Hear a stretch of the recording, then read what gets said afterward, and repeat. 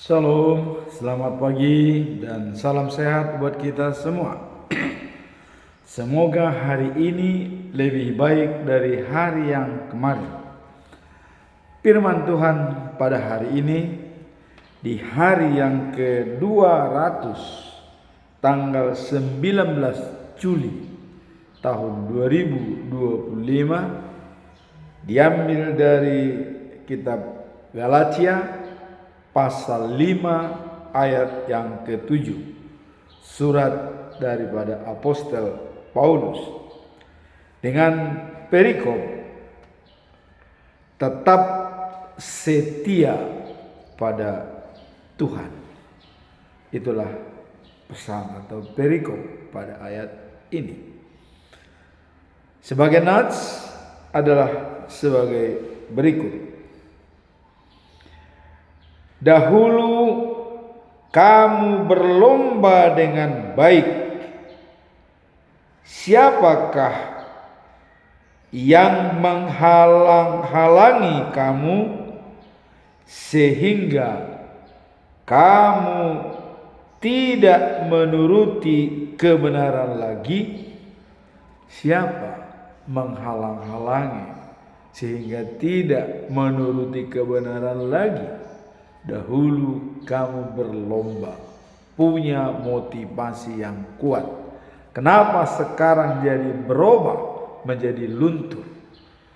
Itulah yang menjadi topik kita pada hari ini. Sekarang kita masuk dalam pedoman bulan Juli. Selama bulan Juli 2025 adalah dikatakan setia melayani Tuhan dan hidup sesuai dengan kehendaknya. Itulah topik kita. Dan ini dijabarkan, dikuatkan dalam 1 Korintus pasal 15 ayat 58. Katakan demikian. Berdirilah tegak. Jangan goyah. Giatlah bekerja untuk Tuhan. Bersekutulah dengan Tuhan. Jerih payahmu tidak akan sia-sia. Artinya, segala usaha yang kita lakukan bersama dengan Tuhan, bersekutu dengan Tuhan, dan untuk melayani Tuhan, pekerjaan apapun yang kita lakukan itu pasti ada hasilnya dan tidak sia-sia. Karena Tuhan memperhitungkan segala upaya yang kita lakukan bersama dengan Dia. Sekarang kita masuk dalam perikop hari ini, yaitu dahulu kamu berlomba dengan baik. Siapakah yang menghalang-halangi kamu sehingga kamu tidak menuruti kebenaran lagi? Apa latar belakang daripada perikop ini? Kenapa muncul kata-kata seperti ini yang disampaikan oleh Paulus kepada jemaat di Galatia? Latar belakangnya adalah ayat ini, bagian dari surat Rasul Paulus kepada jemaat Galatia, di mana ia memperingatkan mereka tentang pertanyaannya atau pertanggungannya mempertahankan mereka dan tidak tergoda oleh ajaran-ajaran yang salah.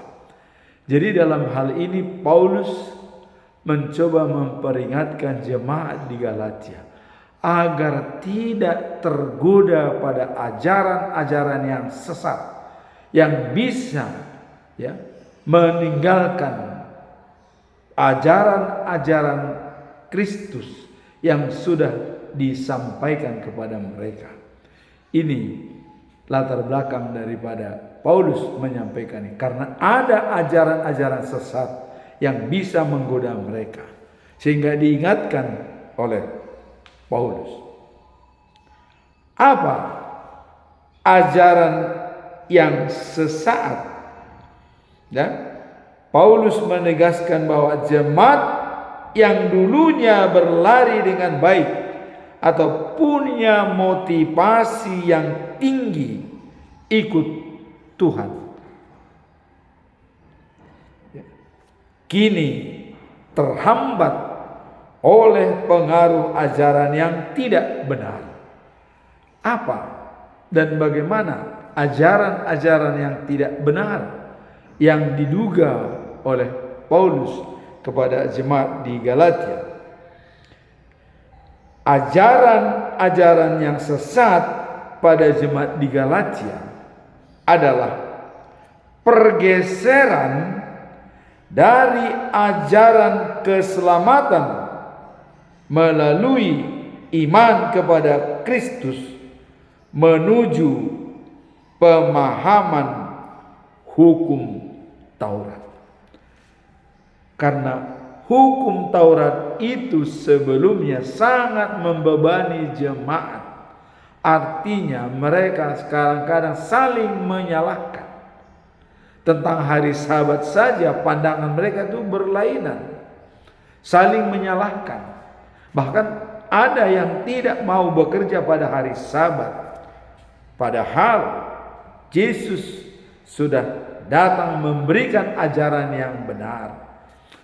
Dan memberikan kesimpulan dari 10 hukum Taurat yang disampaikan oleh Allah, disempurnakan oleh Yesus. Kita lihat, ya, hukum Taurat ini menunjukkan bahwa ada pergeseran dari luar yang berusaha, ya, mengalihkan fokus mereka dari kasih karunia yang diberikan oleh Tuhan menjadi fokus pada ajaran hukum Taurat. Kita lihat dalam jemaat Galatia tergoda oleh pengajaran yang menekankan perlunya menerapkan tradisi dan hukum Yahudi sebagai syarat untuk keselamatan. Hal ini berlawanan dengan pengajaran Paulus tentang keselamatan yang diperoleh melalui iman saja, tanpa menuruti hukum yang telah digenapi oleh Kristus. Kita lihat bahwa hukum Taurat itu digenapi oleh Tuhan Yesus dalam Injil Markus pasal 12 ayat 30 sampai dengan 31. Apa yang terjadi? Kita lihat bahwa seorang guru agama itu mendengarkan percakapan Tuhan Yesus dengan orang-orang dari Saduki. Jadi ada guru agama yang memata-matai Yesus tentang pembicaraannya dengan orang Saduki dan melihat pembicaraan mereka seperti sangat baik. Maka guru agama itu bertanya, karena adanya pembicaraan antara Yesus dengan guru-guru dan orang-orang Saduki, maka guru agama itu bertanya. Ya, apa ditanya oleh guru agama? Dikatakan, perintah manakah yang paling baik dari semua perintah Tuhan? Ini pertanyaan menjebak. Perintah manakah yang paling baik dari seluruh perintah Tuhan yang ada? Tentu dengan hukum Taurat yang ke-10. Mana yang paling baik? Ini pertanyaan menjebak. Ya. Karena bila dikatakan si A yang baik, yang lainnya bagaimana? Padahal itu hukum Tuhan. Apakah ingin membatalkan yang lain dengan menekankan yang satu? Ini merupakan pandangan daripada guru-guru agama. Mana perintah yang paling baik dari semua hukum Tuhan? Tapi Yesus sangat jeli menjawabnya, ya. Dengarlah, hai bangsa Israel, Tuhan Allah kita, Tuhan itu Esa. Ini dikatakan oleh Yesus. Jadi jangan sampai mengatakan kalau Allah itu bersekutu, diperanakan atau beranak. Yesus sendiri mengatakan Tuhan Allah itu adalah Esa. Oleh sebab itu Yesus mengatakan, cintailah Tuhan Allahmu dengan segenap hatimu, dengan segenap jiwamu, dengan seluruh akalmu, dan dengan seluruh kekuatanmu. Jadi segenap hati, segenap jiwa, segenap akal budi, dan segenap kekuatan harus komplit. Cintailah Tuhan Allah, kata Yesus. Inilah hukum yang pertama. Bukan dikatakan hukum yang pertama, kedua, ketiga, atau keempat dari hukum Taurat. Bukan. Tapi inilah hukum pertama yang baru. Yesus menyimpulkan hukum yang baru. Cintailah Tuhan Allahmu dari segenap hatimu, dari segenap jiwamu, dari segenap akal budimu, dan dari segenap kekuatanmu. Lengkap. Itulah hukum yang pertama. Hukum yang kedua dikatakan, cintailah sesamamu seperti dirimu sendiri. Ini solidaritas yang tinggi, bahwa diri kita sama dengan diri orang lain, supaya kita menjadi empati kepada orang lain, merasakan apa yang dirasakan oleh orang lain. Itulah maksud daripada cintailah sesamamu seperti dirimu sendiri. Kita harus empati kepada semua orang, merasakan apa yang dirasakan oleh orang lain. Jangan kalau mereka menderita atau kesakitan kita senang, jangan. Kita juga ikut menderita. Yesus mengatakan waktu dia menjenguk Marta dan Maria pada saat Lazarus meninggal, mereka sangat sedih. Tapi Yesus juga menangis dengan Maria dan Marta. Apa dikatakan Yesus? Rap tangis mahamu, dohot natangisi. Dia juga ikut menangis. Itulah empati. Hukum yang kedua, empati, merasakan apa yang dirasakan orang lain. Cintai sesamamu seperti dirimu. Tidak ada hukum lain di luar daripada itu. Itulah sebabnya maka hukum Taurat sudah disempurnakan. Jangan lagi mengacu kepada hukum-hukum Taurat yang sudah disempurnakan oleh Yesus. Banyak orang Yahudi dengan hukum Taurat terjadi diskriminasi, ya.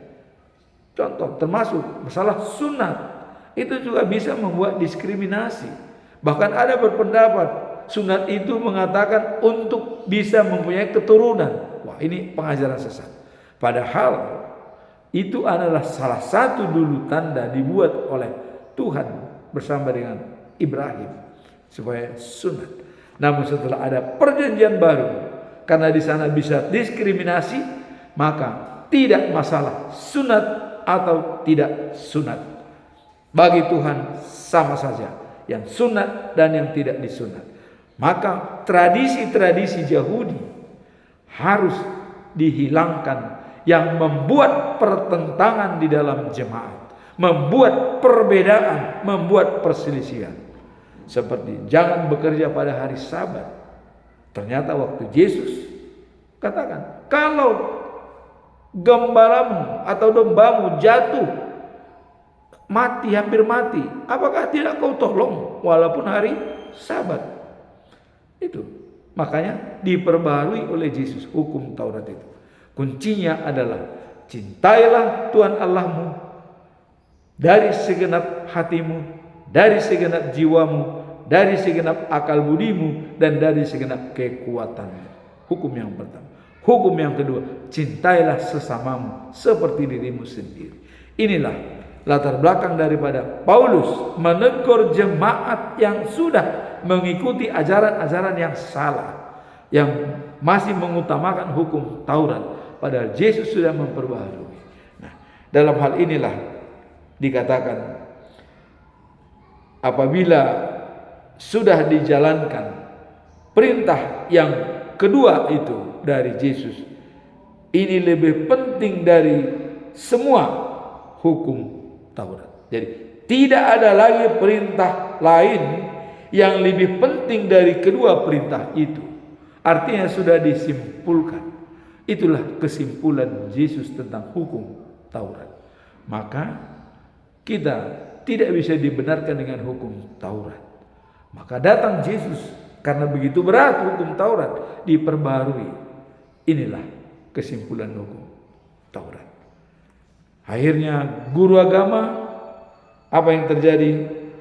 Guru agama berkata kepada Yesus, "Tepat sekali Bapak Guru, memang benar apa yang Bapak katakan. Tuhanlah Allah yang Esa dan tidak ada lagi Allah yang lain." Jelas, Tuhan itu Esa, kata Yesus. Dan tadi disempurnakan dari ke-10 hukum Taurat itu. Pertama dan kedua. Dan itu boleh kita artikan sebagai gambaran daripada salib.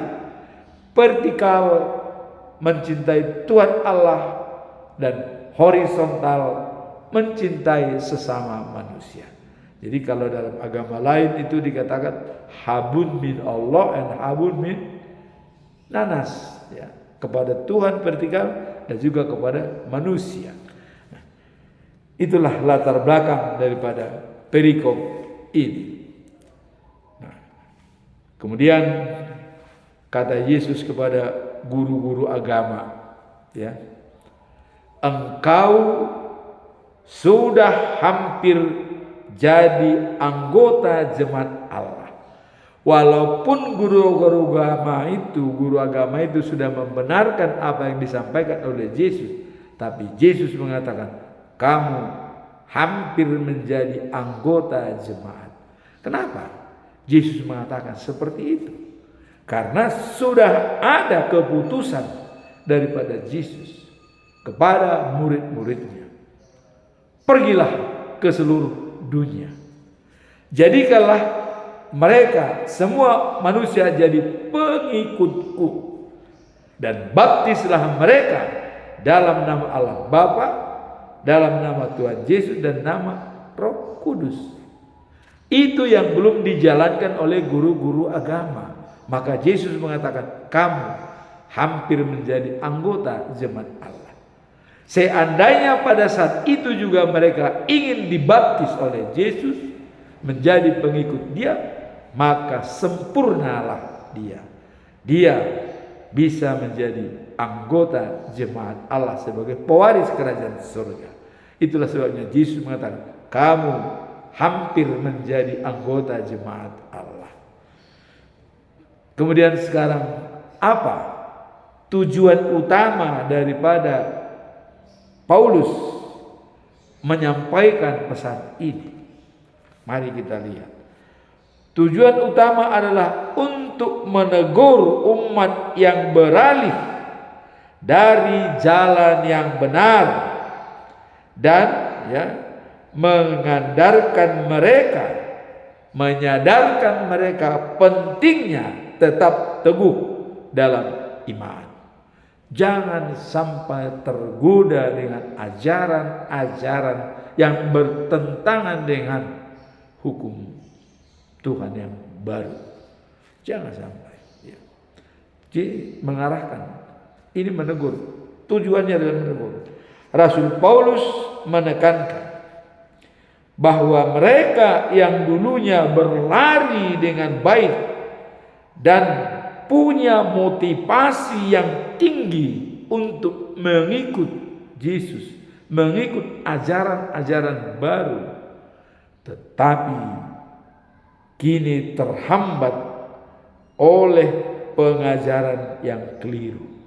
Jadi adanya ajaran-ajaran yang keliru mengatakan keselamatan adalah seperti ini apabila menjalankan hukum Taurat. Itu yang ditentang. Jadi tadinya mereka sudah mengikuti ajaran Yesus, tapi bergeser kembali kepada ajaran-ajaran tradisi Yahudi akibat aliran-aliran yang sesat. Di sini tujuan daripada Paulus supaya mereka tetap bertahan apa yang sudah dilakukan. Pada saat awal mereka sangat-sangat berlomba, berlari dan punya motivasi yang tinggi untuk mengikuti ajaran Yesus. Tapi akhirnya mereka terhalang oleh pengaruh-pengaruh kelompok. Disinilah diperlukan integritas yang tinggi. Kemudian apa yang menjadi pokok pikiran Paulus mengatakan kepada jemaat di Galatia, tidak boleh membiarkan diri mereka tergoda oleh ajaran-ajaran yang bertentangan dengan Injil yang telah mereka terima. Jadi Yesus sudah mengajarkan tentang Injil, tentang perintah yang utama dan yang pertama. Harusnya semua fokus pada ajaran tersebut. Nah, kemudian dikatakan jangan membiarkan diri mereka tergoda oleh ajaran-ajaran yang bertentangan, melainkan mereka harus terus berfokus pada kebenaran yang telah mereka terima melalui Injil. Jadi harus mempertahankan kebenaran Injil. Inilah tujuan daripada Paulus untuk menyampaikan pesan ini kepada jemaat di Galatia. Kemudian kalau kita melihat ajaran-ajaran sesat di Galatia itu meliputi keharusan untuk mematuhi hukum Taurat sebagai syarat keselamatan. Nah, ini yang ditentang oleh Paulus. Ada syarat khusus untuk mematuhi hukum Taurat supaya selamat. Padahal keselamatan itu Yesus sudah mengatakan bahwa ada dua perintah yang utama disampaikan kalau mau selamat. Nah, kemudian pengajaran tentang anugerah melalui iman kepada Yesus Kristus bukan hanya dibuat-buat. Kalau kita melihat Galatia 2 pasal 16, perbuatan baik tidak bisa menyelamatkan kita, tetapi iman kepada Yesus, kasih Kristus, dan kita selamat. Jadi dikatakan bahwa perbuatan baik itu belum tentu bisa menyelamatkan kita. Jadi walaupun melakukan hukum Taurat itu sebaik-baiknya, itu belum tentu bisa menyelamatkan, karena keselamatan itu adalah anugerah dari Tuhan.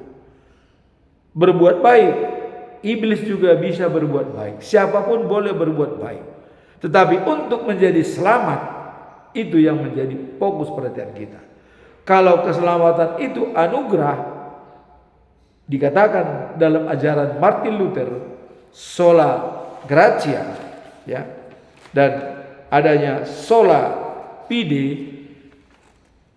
Keselamatan itu adalah anugerah, dan kita diselamatkan karena iman. Jadi anugerah itu bisa kita raih kalau kita punya iman. Iman percaya kepada Allah, Yesus, dan Roh Kudus. Itu kuncinya. Baru kita bisa mendapatkan keselamatan, itu anugerah. Kalau kita tidak punya iman, walaupun kita punya perbuatan baik atau seolah-olah kelihatannya pekerjaannya baik, tapi dia tidak punya iman, sama dengan iblis juga bisa berbuat baik, bisa, tapi tidak mengimani Yesus sebagai juru selamat. Itulah dikatakan perbuatan baik belum tentu menyelamatkan iman kita. Nah, dikatakan dalam Galatia pasal 2 ayat 16, perbuatan baik tidak bisa menyelamatkan kita, tetapi iman kepada Yesus Kristus kita selamat. Itulah tujuan daripada perikop ini. Jadi walaupun perbuatan baik belum tentu bisa menjadi selamat. Nah, maka dianjurkan oleh Paulus, hindari ajaran-ajaran yang sesat yang mengatakan mematuhi hukum Taurat inilah keselamatan. Itu sudah dirubah. Keselamatan kita adalah beriman kepada Yesus, bukan perbuatan baik kita. Itulah tujuan. Sekarang apa pesan moral daripada perikop ini? Kita lihat.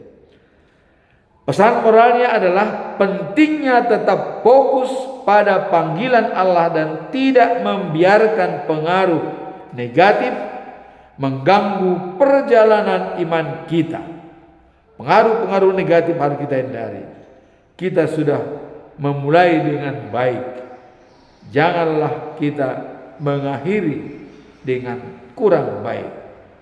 Nah, seperti dikatakan bahwa kita adalah kita dalam situasi apapun.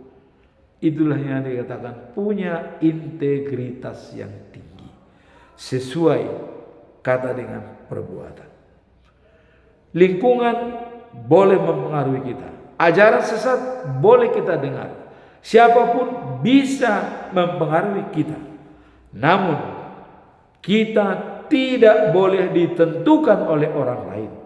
Kita adalah kita dalam situasi apapun. Itulah yang mempunyai integritas, dan itulah yang diharapkan percaya kepada Yesus, tidak terpengaruh dengan ajaran-ajaran lain. Iman kita jaga dengan baik dan punya integritas yang tinggi sesuai kata dengan perbuatan. Itulah pesan moral daripada perikop ini, sesuai kata dan perbuatan, tidak menye-menye, tidak terombang-ambing. Kalau di dalam 1 Korintus pasal 15 ayat 58 dikatakan, berdirilah tegak, jangan goyah, giatlah bekerja untuk Tuhan dan bersekutulah dengan Tuhan. Jerih payahmu tidak sia-sia. Jadi Paulus menginginkan supaya jemaat di Galatia tidak sia-sia atas usaha mereka sebelumnya yang sudah percaya dan berlari berlomba untuk mengikuti Yesus. Jangan sampai terlena hanya karena ajaran-ajaran yang menyimpang. Itu pesan moral daripada perikop ini, punya integritas yang tinggi. Kita adalah kita dalam situasi apapun. Boleh dipengaruhi orang lain, boleh lingkungan atau siapapun, namun ditentukan tidak. Karena kitalah yang menentukan diri kita sesuai dengan iman percaya kita kepada Yesus Kristus. Apa implementasi daripada perikop ini? Kita lihat. Pentingnya tetap berpegang pada ajaran Kristus dan tidak terpengaruh oleh pengajaran yang menyesatkan. Itu implementasi. Fokus kepada ajaran Kristus dan tidak mau terpengaruh dengan ajaran-ajaran yang sesat.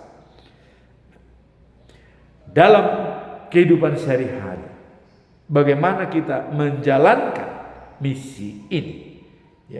Nah, dalam kehidupan sehari-hari adalah menekankan pentingnya berpegang pada ajaran Tuhan dan menghindari hal-hal yang dapat mencemari iman kita.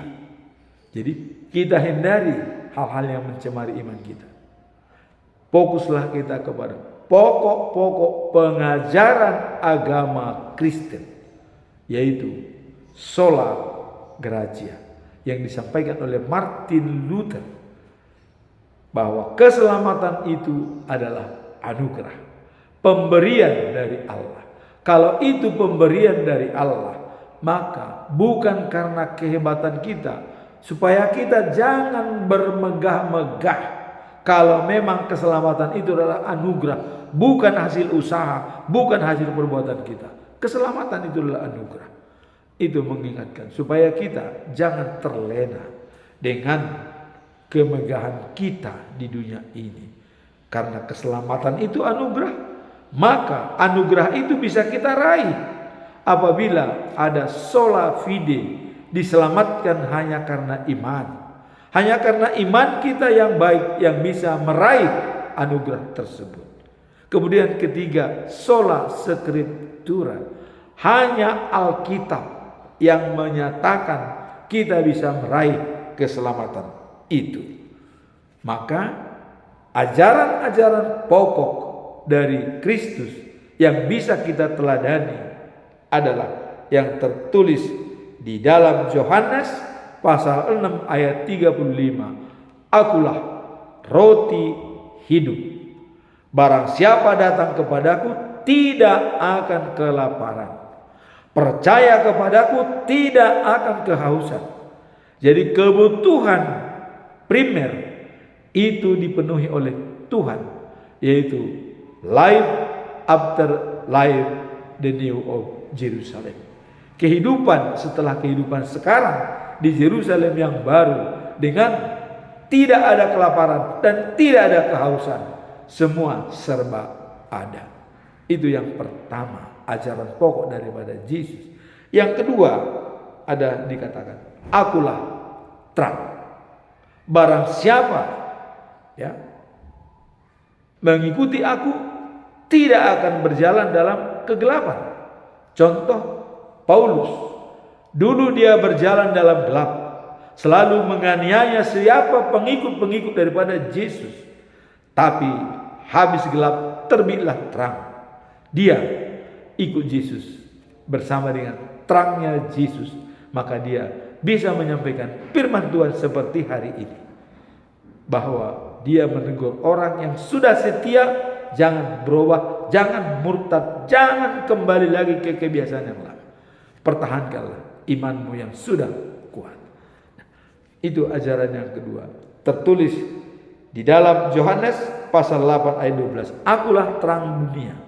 Barang siapa mengikuti aku tidak pernah berjalan dalam kegelapan, selalu dalam terang.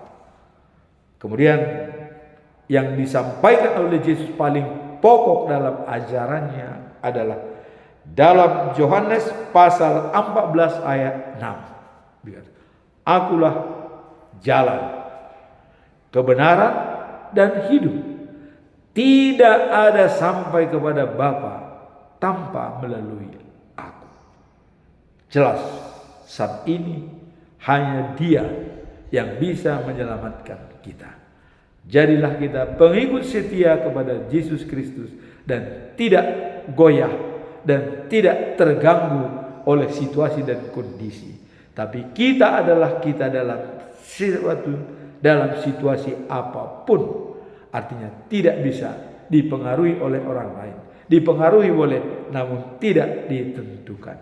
Setialah pengikut Kristus untuk menjalani life after life, the new of Jerusalem. Hidup setelah kehidupan saat ini bersama Yesus di Yerusalem yang baru. Amin. Tuhan memberkati kita semua.